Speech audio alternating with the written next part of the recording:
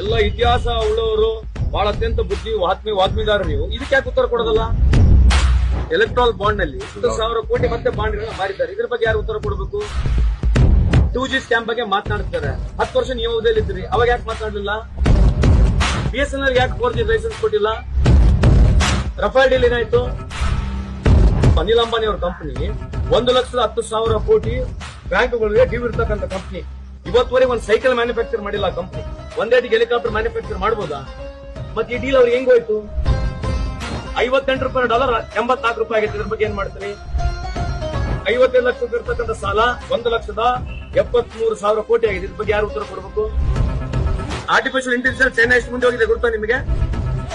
ಪೋರ್ಟ್ಗಳು ಯಾವ ರೀತಿ ಡೆವಲಪ್ ಮಾಡಿದ್ರೆ ಗೊತ್ತಿದೆಯಾ? ಅದಾನಿ ಪೋರ್ಟ್ ನಲ್ಲಿ 32,000 ಕೋಟಿ ಡ್ರಗ್ಸ್ ಸಿಕ್ಕಿರ್ತಕ್ಕಂಥ ಬಗ್ಗೆ ಮಾತಾಡೋದು ಬೇಡ.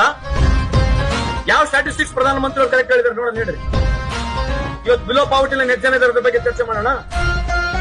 ಕೋವಿಡ್ ನಾಗ ಎಷ್ಟು ಜನ ಈ ದೇಶದಲ್ಲಿ ತೀರೋಗಿದ್ದಾರೆ?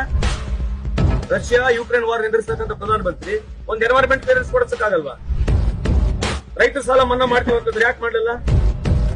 ನರೇಂದ್ರ ಮೋದಿ ಅವರು ಈ ದೇಶದಕ್ಕೆ 100 ಸಲ 1000 ಸಲ ಸುಳ್ಳು ಹೇಳಿರ್ತಕ್ಕಂಥ ನಿದರ್ಶನಗಳು ಇದಾವೆ. ಬೇಕಾದ್ರೆ ಬನ್ನಿ ಚರ್ಚೆಗೆ.